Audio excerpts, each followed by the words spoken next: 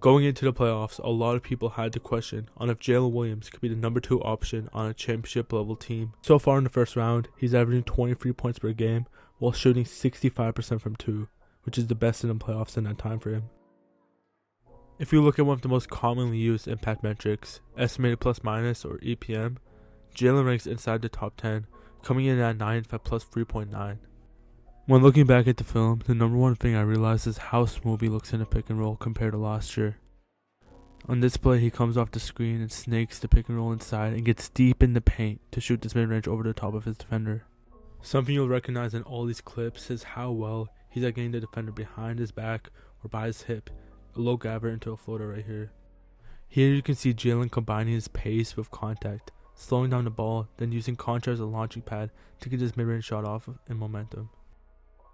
But the main thing is that Jalen's reading what the defenders are giving him. For example, Bane overplays the driver, gets in front of him, so Jalen hits the brakes and hits this mid-range jumper instead.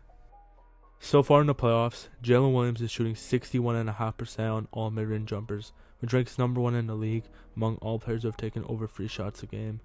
Again, I can't overstate how important the screening has been. He gets space and momentum here, just bounces off Scottie Pippen's body, did his mid-range shot deep in the paint over him.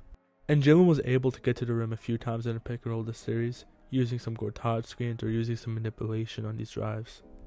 All in all, Jalen was able to average over 1.25 points per possession in the pick and roll, which ranks in the 90th percentile and is a big increase from last year's mark. I talked a lot about Jalen's pick and roll scoring, but I also think his one-on-one game has diversified a lot. I do want to make it clear though, that he's become a lot less reliant on isolation and one-on-one scoring as a whole, with his frequency being cut nearly in half. This one's a great read by Jalen.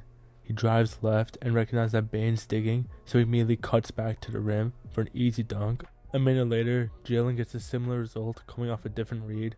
This time Vince Williams plays Jalen's drive to the left very heavily, so Jalen cuts back and look at the elongated steps to get all the way to the rim.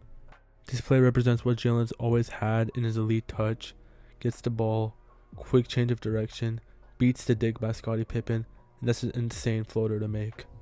I think Jalen's new comfort in playing through contact will become very vital in the later rounds this postseason. Here completely bodying Vince Williams on a drive. His free throw rate was historically bad last year at .16. This year's up to .21 in the postseason, but was up a lot in the regular season, and I think they'll translate. This play right here is pretty crazy. Jalen has a flattened floor against Desmond Bane, gets the drive, complete stop, hesitation, then the over-the-top shot making to finish it off. Again, look at the new variation in how Jalen is getting to the mid-range. Not all the stop and go jumpers. Here, splitting the double pull-up jumper. He's the best pull-up shooter in the NBA this postseason at a 61 field goal percentage. I think the craziest thing is I haven't even mentioned the best part of Jalen scoring this postseason, which was by far his transition play. And Jalen averaged 7.3 points per game in transition, which was number 2 in the NBA, only to the infamous Giannis. Jalen's combination of strength, touch, and length in transition is only rivaled by guys like LeBron and Giannis. Not only is Jalen extremely efficient in transition, he pushes the pace a lot with one of the highest frequencies in the league at 24.7%. If we compare that to last year when the Thunder were forced to play in the half court a lot more, it was all the way down to 17.3 for Jalen. When this transition play begins, there's no clear advantage, but look at him combine all of his traits, the length, the touch, the speed, all to hit this tough floater over Bane. Again, I don't think people comprehend how crazy Jalen's speed in open spaces. There's 3 Memphis defenders ahead of him right here. Complete gets past Kennard, high glass off the floater. That's beautiful transition basketball. Now, if there was anything to worry about Jalen offensively in that first round, it was his lack of shooting. He finished the series shooting only 28% from 3 and shooting 60% at the free throw line. But I do think there's a lot of reasons to be optimistic. His biggest issue last season was his unwillingness to shoot, shooting less than 4 3-point attempts per game. This series shooting nearly 5.5 in his minutes. Another sign I'll point to is that his pull-up 3-point shooting was pretty good in this series, and I think that's a more important sign than him hitting a few catch-and-shoot 3-pointers, here creating pretty decent separation on an island.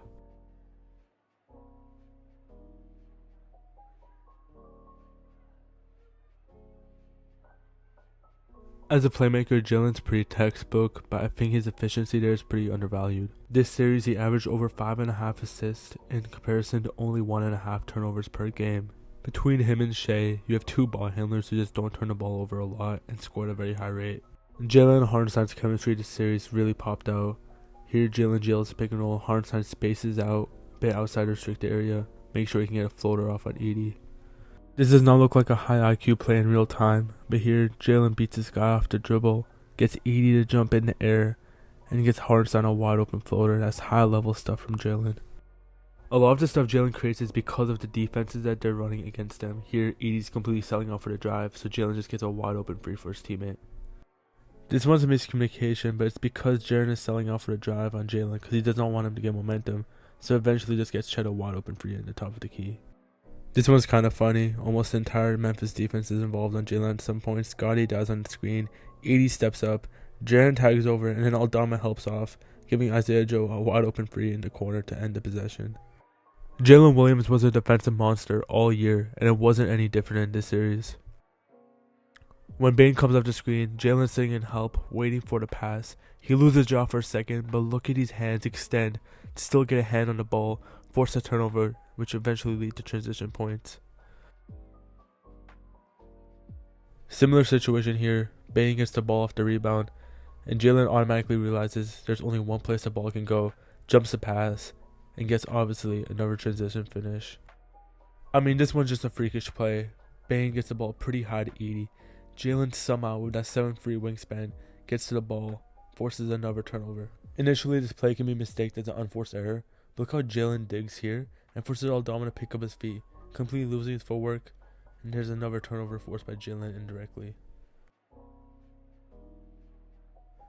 This time they're going to Jaren Jackson Jr. in the post, and Jalen completely absorbs this bump by Jaren, forces him to dislodge the ball, and indirectly forces another turnover for this Thunder defense. This time again, J-Dub is guarding Jaren in the post.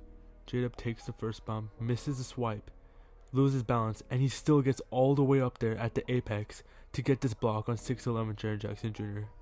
J-Dub is so insane they can go from guarding Jaren Jackson Jr. in the post to chasing Desmond Bane on off-ball screens in the same series. This time he gets over the screen and just pokes the ball away from Desmond Bane.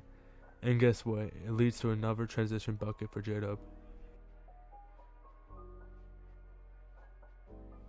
Now this time J-Dub gets over the screen, Desmond Bane gets a bit of space, and J-Dub with his ball tracking and 7-free reach completely blocks that.